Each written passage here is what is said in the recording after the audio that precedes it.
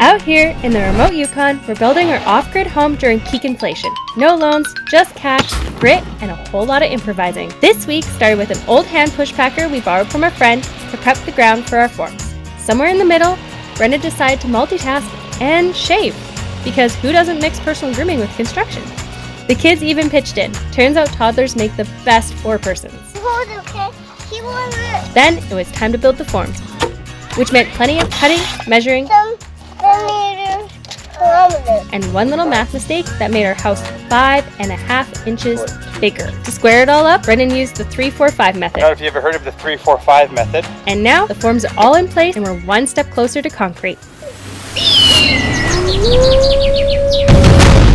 Alright guys, just finished getting off work and it's time to do a bit more work on the off-grid house. So to give you guys a quick update, as you can see, we finished digging out the crawl space. We ran the septic line going through the house in the building and we're just waiting for the tank, which we have to go pick up. And then it's gonna be a bit of a late night, but I'm gonna pack all of this. A friend of mine, a gentleman's name's Mike, he's a really great guy. Mike was kind enough to lend us his packer. He's got an old packer. It's got its kinks, but we're gonna make it work. The idler cable spring is a little bit wonky, but here's the unit.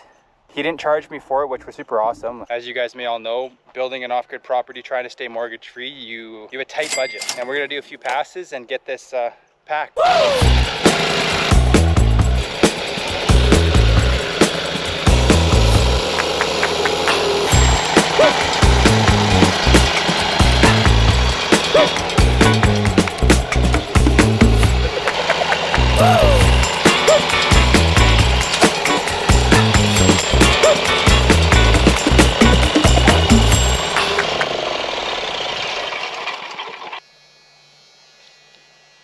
Figured I'd multitask.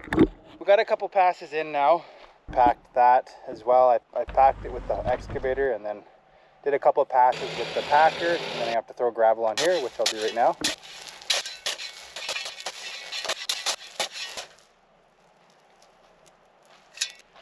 And then pack this.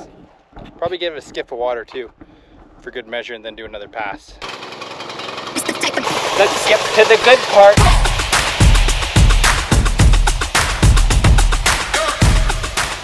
Guys, kids are in bed and I get Shelby's help now, which is not very often when the kids are being rambunctious. Kids aren't in bed, actually. Technically they're in bed, sleeping, totally different option. I can see my son waving at me in the window right now, actually. Purpose of wetting it, you get a better compaction rating when you wet it. So I'm gonna do another quick pass on here and that'll be good for packing. And then start laying out and get ready to build the forms. It was only an ordinary man, but he did an extra. Only an ordinary man, but he did an extra. And but he did an extra. And but he did it. And but he did it. And but he did it. It was only an ordinary man, but he did an extra. Only an ordinary man, but he did an extra. And but he did an extra. And but he did an extra. And but he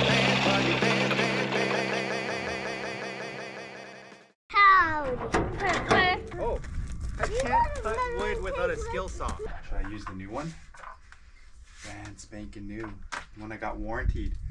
If you ever buy tools, I got good things to say about Milwaukee, man. I had an issue with the skill saw. I bought it, used it twice, and the little button to change the blade died. Died as in like it just quit working. Went to the dealership where I bought the skill saw and said, hey man, this thing's broken. And they're like, oh, yeah, you have 3-year warranty on this stuff. So they sent it out and they sent me a brand new one. Can't complain. Like these ones, they have a brake. So when you hit them and you let go, they instantly stop. Much safer.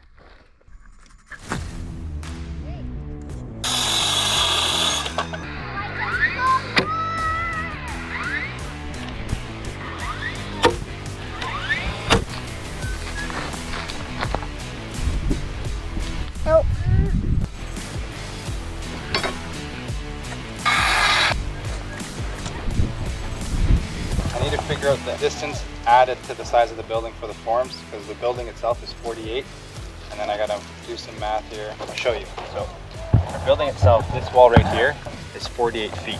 Brendon's on-the-fly math ended up making our house 5.5 inches bigger. We'll dive into that story in an upcoming video, but for now, let's just say we're getting some extra square footage. Foot 2 inches. So that's what I need for the outer length. So if that's the case, I'll get Shelby to hold this tape here.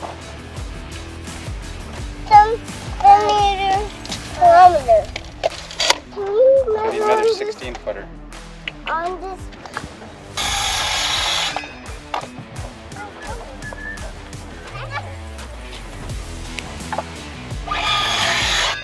This is the last final piece to make everything the right length.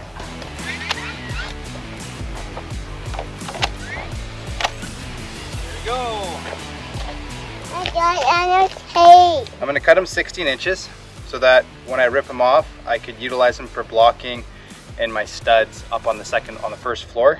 My studs are going to be 16 inches on center, so if I cut them these at 16 inches and then I can lose 1.5 inches to make sure they fit nice, because 14.5 is what you would use for blocking for 16-inch on center studs. Yeah, then I can reuse them and then I'm not going to waste anything.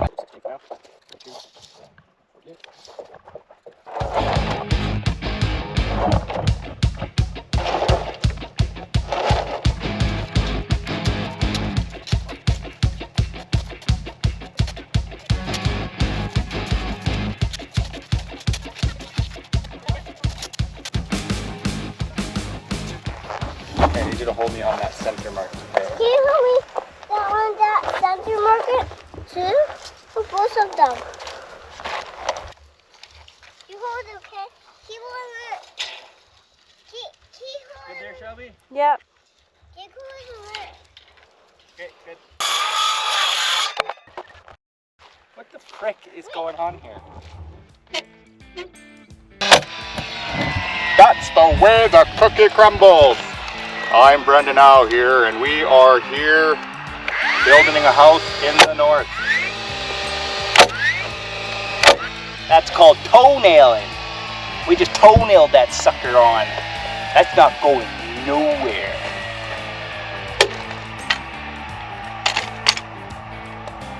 All right, let's move on to the next step. Come on, we got a house to build. Quit lollygagging.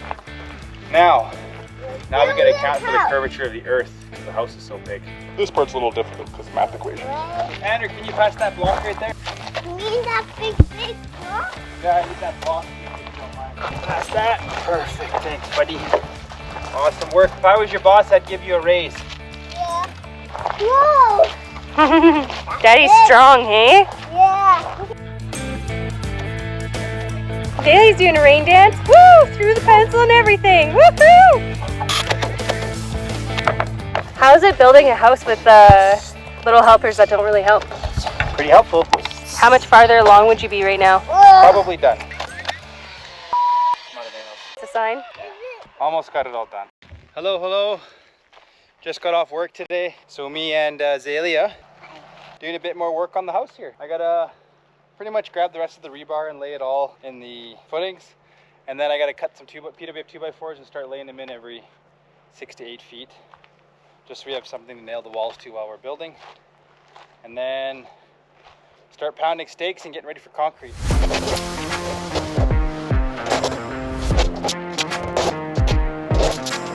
So now I'm gonna cut up all these 2x4s to 14 inches and start nailing them inside. All right, so I'm gonna finish cutting all these up and they'll be cut up, voila. All right, now I'm gonna spread them all about 6 feet apart. And the reason for that is so when I stand up the walls, I have something to quickly nail to.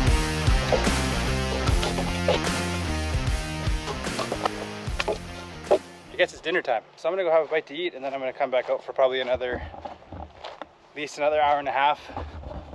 And then by then it'll be time to put the kids to bed and then we'll keep on building. It's so hot because we're on a generator in here. We don't have enough power to run both ACs. We're off grid, so we don't have a big connection. Is that Daddy's dinner? Looks pretty good. All right, I'm gonna go eat and then I'm gonna get back at it. I'll see you guys when I'm done. Well, dinner was good. Time to go back at it.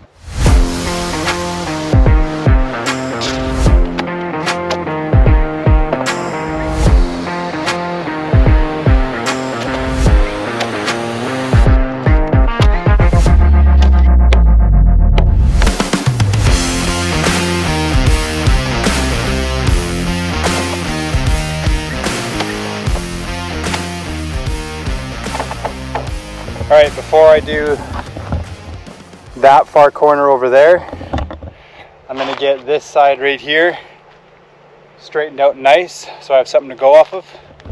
And then because I'm going to make this side true to the rest of the building, I'll make the other long side true as well. So I'll square that out. Always measure from the same side as best as you can when you're pulling layouts, when you're doing truss layout. So when I'm measuring all the rooms, I'll measure from that wall going this way. And then when I'm measuring for the truss layout, which is going this way, I'll measure from this way going that way. And that'll all keep square.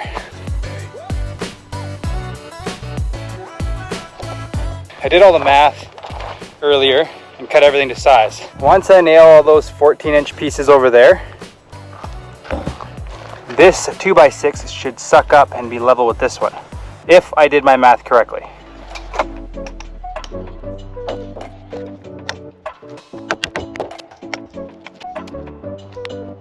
Now, to square it, I don't know if you ever heard of the 3-4-5 method. I'll show you guys. Basically, here's your corner. If you measure 3 feet this way to here, 4 feet this way to here, then this measurement here should be 5 feet exactly. And that's how you know this is a perfect 90-degree angle. So if you're doing a longer span, then you would do 6, 8, and 10, and you can just keep multiplying it. As your building gets bigger, you just need a longer tape, and that's how you know you have a perfect square. So I'm going to do that here. Because my walls are so long, I'm going to do 32 that way, 24 that way, and then it should be 40 feet in between, and that should be your perfect square.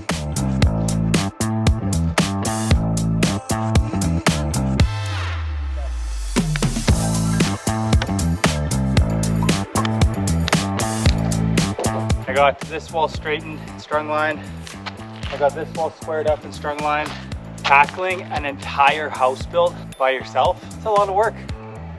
It's 9 o'clock at night. Makes for a 15-hour day, so that's enough for today. I'm tired. Thanks you guys for tuning in. Appreciate the support. If I can do it, you guys can do it.